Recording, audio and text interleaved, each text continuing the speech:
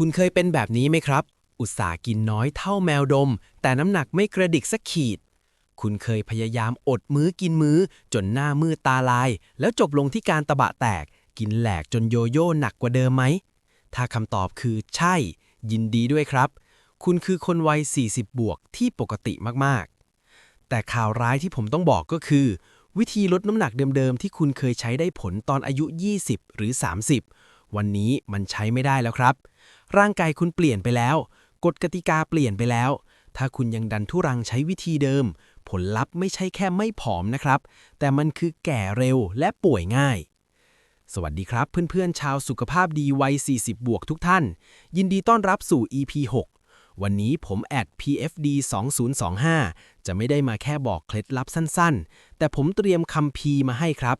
คัมภีร์ที่จะเปลี่ยนร่างพังๆของวัย40บวกให้กลับมาเฟิร์มกระชับและหน้าเด็กลงด้วยสูตรลับที่หมอชะลอวัยทั่วโลกยอมรับนั่นคือการคอมโบกันระหว่าง IF Intermittent Fasting และโปรตีน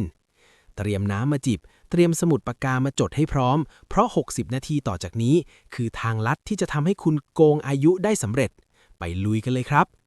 หรือระบบความคิดทำไมเราถึงอ้วนและแก่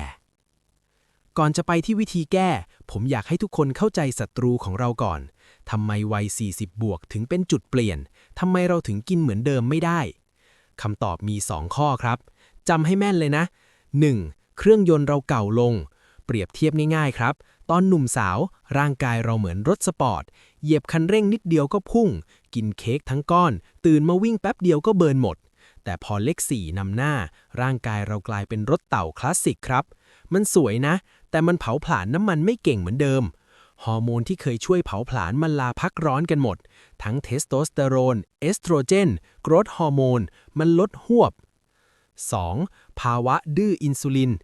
ลินรีสิสแตนต์คำนี้สำคัญมากครับปกติเวลาเรากินแป้งกินน้ำตาลร่างกายจะหลั่งฮอร์โมนชื่ออินซูลินมาพาพลังงานเข้าเซลล์แต่พอเรากินหวานกินจุบจิบมา40ปีเซลล์มันเริ่มเบื่อครับมันเริ่มปิดประตูใส่หน้าอินซูลินบอกว่าพอแล้วฉันไม่รับน้ำตาลแล้วผลคืออะไรน้ำตาลเหลือค้างในเลือดแล้วร่างกายก็เอาไปเปลี่ยนเป็นไขมันโปะที่พุงเราทันทีนี่คือสาเหตุว่าทำไมกินนิดเดียวก็ลงพุงและที่น่ากลัวกว่าความอ้วนคือกล้ามเนื้อฝ่อซาร์โคพีเนียครับวัยนี้ถ้าไม่ทำอะไรเลยกล้ามเนื้อจะหายไปปีละ 1-2% คุณลองนึกภาพนะกล้ามเนื้อคือเตาเผาไขมันถ้าเตาเผาหายไปแต่เรากินเท่าเดิมไขมันก็ท่วมสิครับแถมผิวหนังก็เหี่ยวย่วยไม่กระชับดังนั้นโจทย์ของเราวันนี้คือ 1. แก้ดื้ออินซูลินและ 2. กู้คืนกล้ามเนื้อกลับมาเจาะลึก IF เครื่องมือรีเซ็ตระบบมาถึงเครื่องมือชิ้นแรกครับ IF หรือ Intermittent Fasting หลายคนได้ยินคำนี้แล้วสายหน้าโหคุณพีผมอดข้าวไม่ไหวหรอกโรคกระเพาะถามหาใจเย็นๆครับ IF ไม่ใช่การอดอาหารหรือ starvation แต่มันคือการจัดเวลาทานอาหารหลักการมันง่ายมากครับร่างกายเรามี2โหมดครับโหมดสะสม Feed State คือตอนเรากินอินซูลินพุ่งร่างกายเก็บไขมันโหมดเผาผลาญ Fasted State คือตอนเราหยุดกินร่างกายใช้น้ำตาลจนหมดแล้วเริ่มดึงไขมันเก่ามาใช้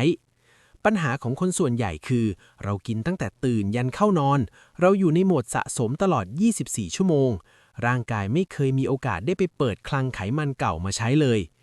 IF คือการบังคับให้ร่างกายสลับโหมดครับให้เวลาอินซูลินลดต่ำลงเพื่อให้ร่างกายไปงัดเอาพุงที่สะสมไว้เมื่อ10ปีก่อนออกมาใช้สูตรแนะนำสำหรับมือใหม่วัย40บวกผมไม่แนะนำให้ทำโหดๆแบบกินวันละมื้อนะครับเดี๋ยวร่างกายช็อกให้เริ่มที่16/8ครับคืออด16ชั่วโมงกิน8ชั่วโมงฟังดูนานใช่ไหมครับ16ชั่วโมงแต่จริงๆแล้วมันรวมเวลานอนด้วยนะ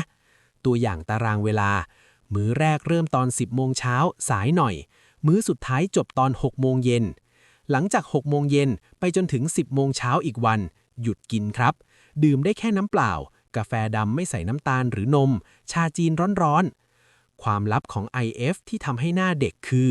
นอกจากผอมแล้วช่วงที่เราอดอาหารร่างกายจะเกิดกระบวนการที่เรียกว่าออโตฟาจีหรือการกินตัวเอง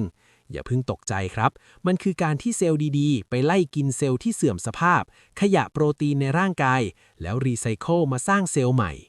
นี่แหละครับคือยาอายุวัฒนะของจริง การทำ IF คือการกดปุ่ม de-aging ให้ร่างกายซ่อมแซมตัวเองครับ ฐานรันบุก The Fuel โปรตีนคือพระเจ้าเติมเชื้อเพลิงให้ถูกต้อง ทีนี้พอเราทำ IF เรามีเวลากินแค่ 8 ชั่วโมง คำถามสำคัญคือ แล้วเราจะกินอะไร ถ้าทำ IF แทบตาย แต่ช่วงที่กินซัดแต่พิซซ่า ชานมไข่มุก จบเฮนะครับ พระเอกที่เราต้องอัญเชิญมาประทับร่างคือโปรตีนครับ จำคำผมไว้นะ อย่าแก่ช้าให้กินโปรตีนให้ถึง ทำไม เพราะวัย 40 บวก ร่างกายดูดซึมโปรตีนได้แย่ลงครับ แต่ความต้องการดันเพิ่มขึ้น ถ้ากินไม่ถึง ร่างกายจะไปสลายกล้ามเนื้อมาใช้ทันที ต้องกินเท่าไหร่ สูตรสากลสำหรับวัยเราที่อยากเฟิร์มคือ 1.5 กรัมต่อน้ำหนักตัว 1 กิโลกรัม เช่น ถ้าคุณหนัก 60 กิโล คูณ 1.5 เท่ากับคุณต้องกินโปรตีน 90 กรัมต่อวัน 90 กรัมเยอะแค่ไหน ไข่ไก่ 1 ฟอง เท่ากับโปรตีน 7 กรัม ต้องกิน 12-13 ฟองเลยนะ อกไก่ 1 ขีด เท่ากับโปรตีน 23 กรัม ปลาแซลมอน 1 ขีด เท่ากับโปรตีน 20 กรัมนมถั่วเหลืองหรือเต้าหู้ ประมาณ 8-10 กรัม เห็นภาพไหมครับว่าคนส่วนใหญ่กินไม่ถึง เช้ากินปลาท่องโก แป้งล้วน เที่ยงกินก๋วยเตี๋ยว วิญญาณหมู เย็นกินผลไม้ น้ำตาล ผลคือ ผอมแบบเหี่ยวๆ หรือ skinny fat วิธีแก้คือ ใน 2-3 มื้อที่คุณกินช่วง 8 ชั่วโมง ต้องมีโปรตีนเป็นพระเอกทุกมื้อครับ มื้อแรกสำคัญที่สุด อย่าเพิ่งซัดข้าวสวย ให้กินไข่ต้มสัก 2 ฟอง หรือโปรตีนเชคก่อน เพื่อกระตุ้นระบบเผาผลาญ มื้อหลัก เนื้อสัตว์เน้นๆ ปลา ไก่ หมูไม่ติดมัน เต้าหู้ ผักใบเขียว ของว่าง ถั่วอัลมอนด์ กรีกโยเกิร์ต สูตรลับฉบับปฏิบัติจริง ฟังทฤษฎีมาเยอะแล้ว มาลองจัดตารางชีวิตจริงกันดีกว่าครับ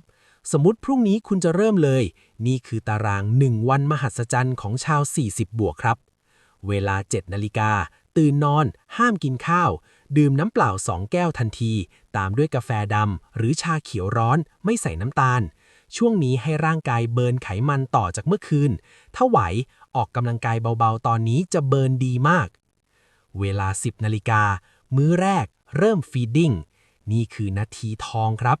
เมนูแนะนำคือ ไข่ต้ม 2 ฟอง กับข้าวไรซ์เบอร์รี่ 1 ทัพพี แล้วผัดผักใส่ไก่ชิ้นโตๆ เลี่ยงขนมปังขาว น้ำหวาน เพราะอินซูลินจะพุ่งปรี๊ด แล้วเราจะง่วง เวลา 14 นาฬิกา มื้อว่าง ถ้ารู้สึกหิว ให้กินถั่ว 1 กำมือ หรือผลไม้ว่านน้อย เช่น ฝรั่ง แก้วมังกร หรือโปรตีนเชคสักแก้ว เวลา 18 นาฬิกา มื้อจบ last meal ต้องกินให้อิ่มนะครับ ไม่งั้นดึกๆ จะตะบะแตก เมนูแนะนำคือ ปลานึ่งหรือสเต็กหมู ไก่ แล้วสลัดชามโตๆ ลดแป้งในมื้อนี้ลงนะครับ เน้นโปรตีนและผัก เวลา 18.30 นาฬิกาเป็นต้นไป ปิดปาก แปรงฟันทันทีเพื่อเตือนตัวเอง เข้าสู่โหมดฟาสติ้งยาวๆ ไปจนถึงเช้า ทำแบบนี้ให้ได้สัปดาห์ละ 3-4 วันก่อนนะครับ แล้วคุณจะตกใจว่าพุงยุบเร็วกว่าซิทอัพมาทั้งเดือน ถามตอบและบทสรุป ก่อนจากกันมาเคลียร์ข้อสงสัยที่หลายคนกังวลครับ ถามว่ากลัวเป็นกระเพาะ ตอบว่าจริงๆแล้ว IF ช่วยให้กระเพาะได้พักนะครับ แต่ถ้าใครแสบท้องให้ดื่มน้ำเปล่าเยอะๆ หรือเริ่มจาก 12/12 ก่อน กิน 12 อด 12 แล้วค่อยขยับครับ ถามว่ากินเวย์โปรตีนได้ไหม ตอบว่าได้ครับ โดยเฉพาะวัยเราที่เคี้ยวเนื้อสัตว์ไม่ค่อยไหว หรือกินไม่ถึง เวย์หรือโปรตีนแพลนต์เบสเป็นตัวช่วยที่ดีมาก ให้กินในมื้ออาหารนะครับ อย่ากินช่วงอด ถามว่าถ้าหลุด IF ทำไง ตอบว่าช่างมันครับ มื้อหน้าเริ่มใหม่ อย่าเครียด ความเครียดทำให้อ้วนกว่าการกินหลุดอีกนะครับ บทสรุปส่งท้าย เพื่อนๆครับ การดูแลตัวเองในวัย 40 บวก ไม่ใช่การแข่งขันกับใคร